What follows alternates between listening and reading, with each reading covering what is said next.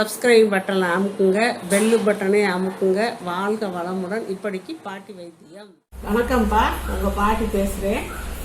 இப்போ கேள்வி பதிலுக்கான பதிலை சொல்கிறேன், கேட்டுக்கோங்க. சஜீஸ் கேட்டிருக்காங்க, நீங்கள் எங்கே தேன் வாங்குவீங்கன்னு. நான் எப்போவும் காதி கிராஃப்டில் மார்த்தாண்டம் தேன்னு விற்கும்ப்பா, அதைத்தான் நான் வாங்குவேன். இது எனக்கு கூட மாட யாராவது தெரிஞ்சவங்க இந்த பாவநாசத்துல எல்லாம் சொந்தக்காரவங்க இருக்காங்க, அவங்க வந்தால் போனால் எனக்கு கொஞ்சம் தருவாங்க, அதையும் நான் வச்சுக்குவேன். சிலை சுந்தர் அப்படிங்கிறவர் கேட்டிருக்காங்க, அவங்க 1.5 வயசு பையனுக்கு நெத்தி கண்ணமெல்லாம் அலர்ஜி மாதிரி இருக்கான். பெரியவங்கெல்லாம் இது தேமல் சரியாக போகும்னு சொன்னாங்களாம்.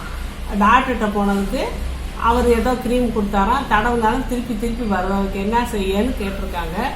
குழந்தைய யாரும் முத்தம் வைக்க விடக்கூடாதுப்பா. வாயை வச்சு முத்தம் வச்சாலே அந்த எச்சி போட்டு அவங்களுக்கு அந்த பொறியாக வர வாய்ப்பு இருக்குது. அதனால் முத்தம் கொடுக்குறாண்டா உள்ளங்காலில் வைக்க சொல்லுங்கள், உச்சி மண்டையில் வைக்க சொல்லுங்கள். வேறு எங்கேயுமே குழந்தைங்க ஸ்கின்னில் பாதிக்கிறப்ப வைக்க சொல்லாதீங்க. இது நிறையா பேர் வீட்டில் சண்டையே வரும். மாமியார் மருமக சண்டை வரும். மாமியார் வயசானமாக வைக்கும், மருமக வைக்கக்கூடாதுன்னா உடனே அவங்க கோச்சுக்குவாங்க. என் பேரனுக்கு நான் முத்தம் வைக்கக்கூடாது, என் பேத்திக்கு நான் முத்தம் வைக்கக்கூடாதுன்னு. அதை நீங்கள் அவங்களுக்கு புரிகிறாப்புல கொஞ்சம் இதாக தயவாக சொல்லுங்கள், கேட்டுக்குவாங்க. ரெண்டாவது, இப்படி இருக்க பையனுக்கு நீங்கள் ஒன்றும் செய்ய வேணாம். இந்த இது குப்பைமேனி இலையை பறித்து சாறு எடுத்துக்கோங்க. அந்த சாறு எவ்வளோ இருக்கோ அவ்வளோ தேங்காய் எண்ணெய் ஊற்றிக்கோங்க. ஊற்றி ரெண்டையும் கலந்து அடுப்பில் வச்சு காய்ச்சி அந்த தண்ணி சத்தெல்லாம் வத்தவும் தைலமாகவும் பாட்டில் எடுத்து வச்சுக்கிட்டு குழந்தைக்கு குளிக்க வைக்கிறது. இந்த குளியல் பவுட்ரு சோப்பெல்லாம் போட்டு குளிக்க வைக்காதீங்க. குளியல் பவுட்ரு கடல மாவெல்லாம் போட்டு நல்லா தேய்ச்சி குளிக்க வச்சுட்டு அந்த குழந்தைக்கு அப்பப்போ லைட்டாக பட்டும் படாமல் அந்த அந்த இதில் அலர்ஜியில் தேய்ச்சி விடுங்க, சரியாக போயிடும். கூடி சீக்கிரத்தில் மாறிடும். சரவணன் செல்வி கோபிநாத் கண்ணன் இவங்க கேட்டிருக்காங்க, அவங்க மகனுக்கு மூக்குலேருந்து காலையிலேருந்து சாயந்தரம் வரைக்கும் தண்ணியாக ஊற்றுதான், இதனால அவனால் படிக்க முடியலை அப்படிங்கிறாங்க. பையனுக்கு கொஞ்சம் ஆவி பிடிக்க முடியும்னா ஆவியை கூட பிடிக்க விடலாம்ப்பா. அப்படி இல்லைன்னா 10 போடலாம்ப்பா. அந்த தனியாக வடிகிறதுக்கு நாட்டு மருந்து கடை இல்லாட்டி சித்தா மருந்து கடையிலாம் நீர்க்கோவை மாத்திரைன்னு சொல்லி விற்கும். அது ஒரு டப்பாவில் தான் இருக்கும். பெரிய மாத்திரையாக இருக்கும், உருண்டையான மாத்திரை இருக்கும். பெரிய மாத்திரையாக இருந்தால் 1 மாத்திரை எடுத்துக்கோங்க. சின்ன உருண்டை மாத்திரைனா 2 மாத்திரை எடுத்துக்கோங்க. எடுத்து ஒரு 2 சிட்டிகை ராகி மாவோ பச்சரிசி மாவோ இல்லாட்டி ஒரு வெறுக்கடி இப்படி எடுத்து போடுங்க. போட்டு அந்த மாத்திரையை நல்லா நுணுக்கிக்கிட்டு ரெண்டையும் கொஞ்சம் இவ்வளோ தண்ணியை ஊற்றி கலக்குங்க. இவ்வளோ தண்ணி 2 ஸ்பூன் தண்ணியை ஊற்றி கலக்கி அடுப்பில் வச்சு அப்படியே கரண்டி காமல் வச்சு கிண்டுங்க. கிண்டினா கூழ் மாதிரி வரும். அதை குழந்தைக்கு அப்படியே நெத்தி கண்ணை மட்டும் விட்டுட்டு மூக்கு உதடு இங்கே மிச்சம் இருந்தால் இந்த இடத்துலலாம் தடையை விடுங்க. தடையை விட்டு நல்லா ஆற விட்டுட்டு நைட்டு படுக்க வச்சுருங்க. காலையில் எழுந்திரிச்சு இப்படி 3 நாளைக்கு செய்யுங்க. அந்த சளி இருக்கிற நீரெல்லாம் வந்துடும், சரியாக போயிடும். சுடுதண்ணியை அந்த பையனுக்கு அடிக்கடி கொடுங்க. வினோத் அப்படிங்கிறவங்க கேட்டிருக்காங்க, 8 மாதம் காலையில் எழுந்திரிச்சு சாப்பிடும்போது ரொம்ப மூச்சு வாங்குது, ஒரே கேராக இருக்குது அப்படின்னு சொல்கிறாங்க. நீங்கள் கர்ப்பமாக இருக்கவங்களுக்கு உங்களுக்கு 2 உயிர், உள்ளே இருக்க உயிருக்கும் ஆக்சிஜன் தேவைப்படும், உங்களுக்கும் ஆக்சிஜன். நல்லா காத்தோட்டமான இடத்துல படுக்கணும்ப்பா. ஜன்னலுக்கு நல்லா திறந்து விட்டு எதுக்க ஏதோ நல்ல வென்டிலேஷன் நல்லா இருக்கணும், அப்படி படுங்க. காலையில் எழுந்திரிச்சு நல்லா மூச்சு பயிற்சியெல்லாம் செய்யுங்க. கொஞ்சம் மெல்ல நடந்து கொடுங்க. அப்போ உங்களுக்கு தேவையான ஆக்சிஜன் கிடச்சிக்கணும். உங்களுக்கு சாப்பிடும் போது அந்த மாதிரியெல்லாம் இருக்காது. ரெண்டாவது கேராக இருக்கிறீங்களா, அதெல்லாம் இருக்காது. நீங்கள் நல்லா தெம்பாக சாப்பிட்டுக்கங்கப்பா. என்னென்ன சாப்பிடணுமோ அதெல்லாம் நீங்கள் எல்லாத்துக்கும் தெரியும். மாதுளம்பழம் சாப்பிட்றது எல்லாமே. அதனால் நீங்கள் அப்படி தெம்பாக சாப்பிட்டுக்கோங்க. முருங்கைக்கீரைலாம் நல்லா எடுத்துக்கோங்க. ஆக்சிஜன் உடம்புக்கு நல்லபடியாக வேணும் இந்த மாதிரி இருக்கிறதுக்கு. இண்டா சிவநாத் கேட்டிருக்காங்க, தேங்காய் பாலில் எதனா ஆட் பண்ணணும், சளி பிடிக்காதா, டெய்லி தரணுமா அப்படின்னு கேட்டிருக்காங்க. தேங்காய் பாலில் சித்திரத்தை, மிளகு பொடி, கொஞ்சம் சுக்கு பொடி எல்லாம் கொஞ்சம் போட்டு பனகல் கண்டு போட்டு ஆற்றி கொடுக்கணும்ப்பா. நான் தான் அதில் போட்டிருக்கேன், நல்லா பார்த்துக்கோங்க. வீடியோவில் போட்டிருக்கேன், அதை பார்த்துக்கோங்க. பார்த்து அந்த மாதிரி ஃபாலோ பண்ணி கொடுங்க. டெய்லி குடிக்கலாம். டெய்லி குடித்தா உங்களுக்கு சளியே பிடிக்காது. மாட்டுப்பால் தான் டெய்லி குடித்தா உங்களுக்கு அலர்ஜினால சளி பிடிக்கும். தேங்காய் பால் சளி இருக்கிற சளியே நீக்கணும், இருமலை நீக்கணும். அதனால் நீங்கள் தாராளமாக கொடுக்கலாம். நாய் கேட்டிருக்காங்க, சிவப்பு குடமிளகாயில் சட்னி செஞ்சு காட்டினீங்க, அதே மாதிரி பச்சை குடமிளகாயில் சட்னி செய்யலாமான்னு கேட்டிருக்காங்க. நான் ஏற்கனவே செஞ்சு போட்டிருக்கேன்ப்பா, ரொம்ப சூப்பராக இருக்குது. நிறையா பேர் அதை பாராட்டியிருக்காங்க. எங்களுக்கும் அது ரொம்ப பிடிக்கும். பச்சை மிளகாயில் யூடியூப்பில் போட்டிருக்கேன், அது எப்படின்னு பார்த்து செய்ய சூப்பராக இருக்கும். ரேவதி ராஜேஷ் கேட்டிருக்காங்க, வயிறு குறையிற டானிக் வந்து டெய்லி குடிக்கலாமான்னு கேட்டிருக்காங்க. டெய்லி குடிக்கலாம்ப்பா. இன்பு பாவை கேட்டிருக்காங்க, வயிறு குறையிற டானிக்கு இப்போ எனக்கு டெலிவரி ஆகி 7 மாதம் ஆகுது, நான் குடித்தா எனக்கு வயிறு குறையுமான்னு கேட்டிருக்காங்க. கட்டாயம் குறையும். அதோட நீங்கள் எக்ஸசைஸ், யோகா இதெல்லாம் கொஞ்சம் செஞ்சுக்கோங்க. சாப்பாட்டையும் கொஞ்சம் கண்ட்ரோலாக நான் சொன்ன மாதிரி ஒரு நேரம் சமைக்காத உணவு சாப்பிடுங்க, கட்டாயம் குறையும்ப்பா. அனனேஸ்வரி கேட்டிருக்காங்க, 7 வயது பையனுக்கு யூரின்ல புரதச்சத்து வெளியாகுது, அவனுக்கு உடம்பு கண்ணெல்லாம் வீங்கி இருக்குது, என்ன செய்யறதுன்னு கேட்குறாங்க. அந்த பையனுக்கு வந்து கிட்னியில் தான்ப்பா ஏதோ பிரச்சனை இருக்குது. சொரக்காய் ஜூஸு டெய்லி, சொரக்காய் ஜூஸு, சொரக்காயில் செஞ்ச சொரக்காயை டெய்லி எந்த வகையிலையாவது அவனுக்கு கொடுத்துக்கிட்டே இருங்க.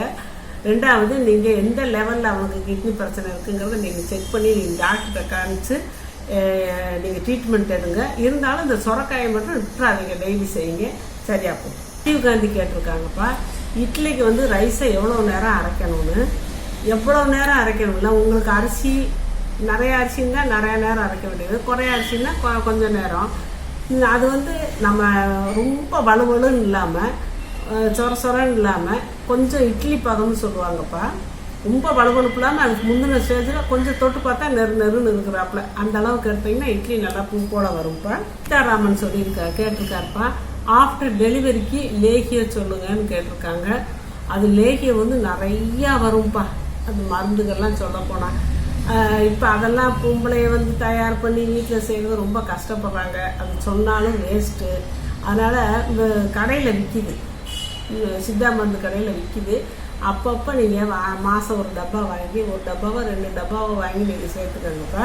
கிருஷ்ணன் கடும்பாடி கேட்குறாரு, மிளகாய்க்கு பதிலாக மிளகு சேர்க்கணும்னு இயற்கை வைத்தியம் சொல்லுது, நீங்கள் என்ன சொல்கிறீங்கன்னு கேட்குறாங்க. மிளகு சேர்க்கறது நல்லதுதான்ப்பா, காரத்துக்காக மிளகு இஞ்சி சேர்க்கறது நல்லது தான். நம்ம பச்சை அடுப்பில் வைக்காத உணவு செய்யும் போது, நம்ம வெஜிடபிள் சேலடு ஏதாவது சேலடு செய்யும்போது நம்ம மிளகு தூவி விட்டுக்கலாம், இஞ்சி சாறு ஊற்றிக்கலாம், இஞ்சியை துருவி போட்டுக்கலாம். நம்ம வந்து சமையல்லையும் மிளகா சேர்க்காம இருந்தால் சாப்பிட மாட்டாங்க, சாப்பிட்றவங்க சாப்பிடுவாங்க. மிளகு குழம்புன்னு வச்சா மிளகா போடலாம், அதில் கூட 2 மிளகா போட தான் செய்கிறாங்க. நம்மளுக்கு அது பழக்கமாகி போச்சு. அதனால் கூடிய மட்டும் நீங்கள் மிளகாயை குறைச்சிக்கிட்டு இஞ்சி மிளகு சமையலில் சேர்த்து, இப்போ மட்டன் குழம்பு கோழி குழம்புலாம் வைக்கிறதா இருந்தால் மிளகாயை குறைச்சிக்கிட்டு இஞ்சி மிளகாய் கொஞ்சம் கூடுதலாக சேர்த்துக்கோங்க. என்னென்னா அந்த மட்டன் இந்த நான்வெஜ் ஐட்டம்லாம் செவப்பாக இருக்கணும்னு ஆளுங்க எதிர்பார்க்குறாங்கப்பா. அப்படிங்கும்போது இந்த மிளகெல்லாம் நிறையா போட்டு வறுவல் குழம்பு மாதிரி வைக்கலாம், கொஞ்சம் நேரம் கம்மியாக இருக்கும், அது நல்லா இருக்கும், நல்லது. அது தெரிஞ்சுக்கிட்டு மிளகாயை குறைச்சிக்கிறது நல்லதுப்பா. விஜய் ராகுல் கேட்டிருக்காங்க, 9 மாத குழந்தை சாப்பிடும் போது ஒமட்டுறானாமா, அதுக்கு என்ன செய்யாம நல்லா சாப்பிட்றதுக்கு ஏதாவது வைத்தியம் சொல்லுங்கன்னு கேட்டுறாங்க.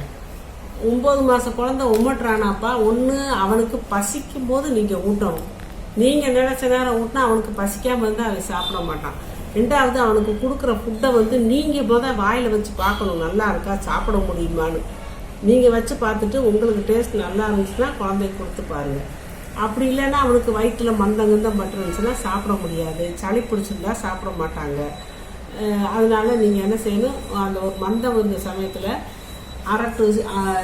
அரை டீஸ்பூன் சீரகம், அரை டீஸ்பூன் ஓமம் 2ஐயும் கலந்து 1 கிளாஸ் தண்ணியில் கொதிக்க வச்சு ஒரு உப்புக்கல் போட்டு கொதிக்க வச்சு இறக்கிட்டு அதை வடித்து காலையில் ஒரு தடவை பாதி கொடுங்க. 1/4 டம்ளர் ரவை வற்றி அந்த 1/4 டம்ளரில் பாதியை காலையில் ஒரு தடவை தேன் கூட கலந்து கொடுங்க. கலந்து பாக்கியை வந்து ஒரு 11 மணி வாக்கில் ஒரு தடவை கொடுங்க. அப்போ காலை சாப்பாடும் அவங்களுக்கு பசி எடுத்து சாப்பிடுவாங்க, மத்தியானம் சாப்பாடும் பசி எடுத்து சாப்பிடுவாங்க. நல்லா தவளை விட்டு நடக்க விட்டு, ஏதாவது 9 மாதத்து குழந்தை தவளை தான் செய்யும், நல்லா தவக்க விட்டு அவங்களுக்கு நல்லா விளையாட்டு காட்டுவாங்க. அவங்களுக்கு பசி வந்தால் தான் சாப்பிடுவாங்க, பசிக்காமல் நீங்கள் ரொம்ப திணிச்சிங்கன்னா அவங்க உமட்டை தான் செய்வாங்கப்பா. உப்பராணி கேட்டிருக்காங்க, பூண்டை கனியில் போட்டு அதை ஃப்ரிட்ஜில் வைக்கலாமான்னு கேட்டிருக்காங்க. தேவையில்லைப்பா, நம்ம வெளியவே வச்சுக்கலாம், நல்லா இருக்கும், வைக்கிறதுனா வச்சுக்கோங்க. கலைவாணிங்கிறவங்க கேட்டிருக்காங்க, சளி பொடிக்கு அளவு சொல்லுங்கன்னு. சுக்கு, மிளகு, திப்பிலி, சித்திரத்தை இந்த 4ஐயும் பொடியாக வாங்கி அந்த 4 பொடியும் ஒரே அளவு 10 கிராம்னா 10 கிராம், 20 கிராம்னா 20 கிராம், 50 கிராம்னா 50 கிராம் இப்படி போட்டு நீங்கள் கலக்கி வச்சுக்கோங்க. அதுதான் சளி பிடிக்கான அளவு. யோகலட்சுமி கேட்டிருக்காங்க, அந்த ஹனி பூண்டு அதை ஃப்ரிட்ஜில் வைக்கலாமா? நான் ஏற்கனவே இந்த நெல்லிக்காய் தேன் ஊறுகாய் போட்டேன், அது 10 நாள் வச்சுருந்தேன் வெளியே, அது ஒரு மாதிரி புளிப்பாக இருந்துச்சு அப்படிங்கிறாங்க. நெல்லிக்காய் புளிப்பு சுவை உடையதாப்பா. தேன் அது சேர்ந்த பொருளை கெட விடாது. அந்த புளிப்பு தான் இறங்கி இறங்கி உங்களுக்கு புளிப்பு கூடுதலாக தெரியுது. அதுக்கு தான் நான் சொல்கிறேன், ஒரு வாரம் 10 நாளில் 10 நாள் 15 நாள் கூட வச்சுருந்தா புளிப்பாக இருந்தால் அதோட நம்ம டெய்லி அன்னைக்கு கலக்கி விடணும். கலக்கி விட்டு வச்சுக்கிட்டு நீங்கள் சாப்பிட்டா நல்லா இருக்கும். ஒரு வாரம் நீங்கள் வெயிலில் கூட வைக்கலாம், வச்சு சாப்பிடலாம். நீங்கள் ஃப்ரிட்ஜிலே வைக்கலாம், அதை பற்றி ஒன்றும் பிரச்சனை இல்லை. ஆனால் பூண்டு கனியை ஃப்ரிட்ஜில் வைக்கணும்னு அவசியம் இல்லை, வேணால் நீங்கள் வச்சுக்கோங்க. யோகலட்சுமி கேட்டிருக்காங்க, ஜலநேத்தி கோவலை எங்கே கிடைக்கும்னு கேட்டிருக்காங்க. எனக்கு மதுரையிலேருந்து ஒருத்தர் வாங்கிட்டு கொடுத்தாருப்பா. மதுரையில் காந்தி மியூசியத்தில் விற்கிது அப்படின்னு சொல்லி வாங்கிட்டு கொடுத்தாரு. நீங்கள் இப்போ அங்கே கிடைச்சா அப்படி கிடைச்சா அங்கே உங்கள் ஊர்களில் கடைகளில் இந்த சித்தா மருந்து கடைகள் எல்லாம் கேட்டு பாருங்கள். அப்போ என்னமோ இது ஆன்லைனில் கூட விற்கிதுன்னு சொல்கிறாங்க. நீங்கள் ஆன்லைனில் ஷாப்பிங்கில் நீங்கள் வேணால் விசாரிச்சு பாருங்கள், கிடைக்கும். அதான் கேட்டிருக்காங்க, அவங்களுக்கு 1 மாதம் குழந்தை இருக்கான், அவங்களுக்கு சளி இருமல் ஓவராக இருக்கான், என்ன செய்யுதுன்னு கேட்குறாங்க.